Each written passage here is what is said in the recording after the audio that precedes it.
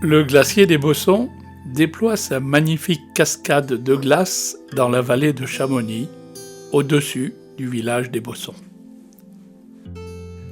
Pour s'approcher du glacier, un petit chemin balisé permet de rejoindre une plateforme au-dessus du chalet du glacier des Bossons.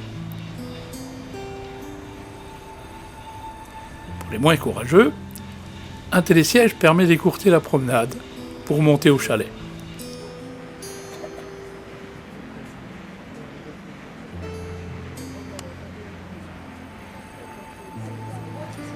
Le glacier des Bossons prend naissance sur les versants du Mont Blanc à 4810 mètres, du Mont Maudit à 4465 mètres et du Dôme du Goûter 4304 mètres, au sein d'un cirque glaciaire nommé le Grand Plateau, à plus de 4000 mètres d'altitude.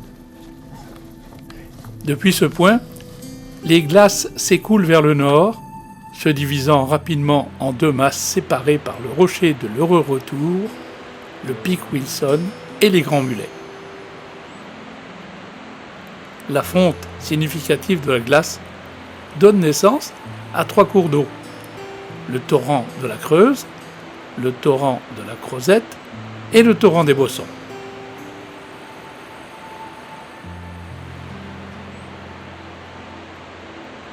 Lors du petit âge glaciaire, l'avancée du front glaciaire jusqu'au bas de la vallée de Chamonix, juste au-dessus du hameau des Bossons, a laissé dans le paysage 2 imposantes moraines latérales construites sur le cône de déjection du torrent de la Creuse.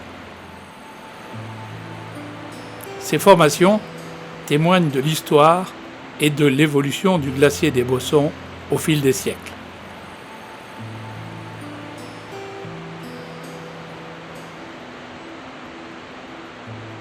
Bien que sa langue terminale ait reculé, elle atteignait environ 1200 mètres d'altitude dans les années 1980. Le glacier des Bossons présente un retrait irrégulier, marqué par une alternance de poussées et de reculs rapides. Les poussées sont en partie dues à l'écoulement rapide du glacier et à l'altitude élevée de son bassin d'alimentation, qui lui permettent de réagir rapidement à des années pluvieuses ou favorables. Entre 1818 et 2001, le recul total du glacier des Bossons atteint 1,5 km. Le glacier continue de perdre 500 mètres jusqu'en 2015.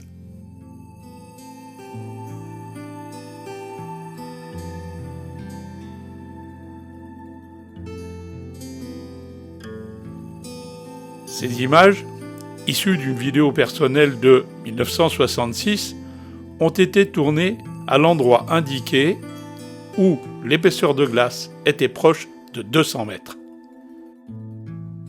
Fin des années 60, j'ai, durant les vacances scolaires d'été, fait visiter la grotte de glace du glacier des Bossons. Et c'est à cette occasion que j'ai pu tourner ces images sur cet impressionnant glacier.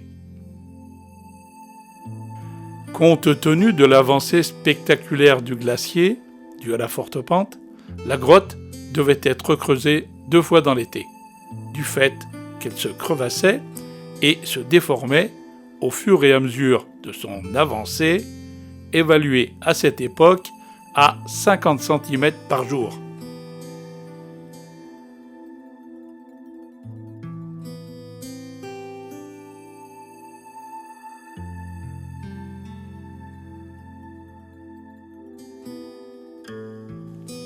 En juin 2008, le glacier ne se compose plus que d'une mince couche de glace et d'une langue terminale. En septembre 2010, la langue se détache du glacier et s'effondre. En juin 2015, une avalanche emporte 200 000 m3 de glace.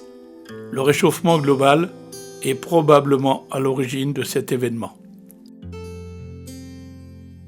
2 accidents majeurs ont lieu sur le sommet du Mont Blanc. Le premier, le crash du Malabar Princess en 1950. En effet, le 3 novembre de cette année, un Lockheed Constellation d'Air India s'écrase près du rocher de la Tournette à 4677 mètres d'altitude. Cet accident tragique fait 48 victimes et ne laisse aucun survivant.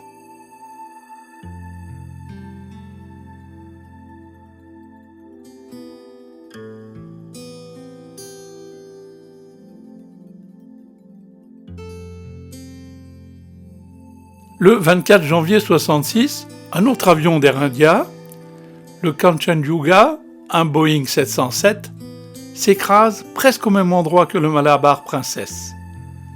L'accident, qui survient lors d'un vol entre Bombay et New York, cause la mort des 117 personnes à bord, sans survivants. Compte tenu de l'avancée rapide du glacier, on découvre bien souvent des restes de ces deux accidents. Par exemple, le 21 août 2012, deux alpinistes découvrent une valise diplomatique indienne provenant de l'épave du Kanchenjunga. En septembre 2013, un autre alpiniste trouve des pierres précieuses, telles que des émeraudes, des saphirs et des rubis, près du site de l'accident. Selon les époques, le glacier avance, recule, gonfle ou fond.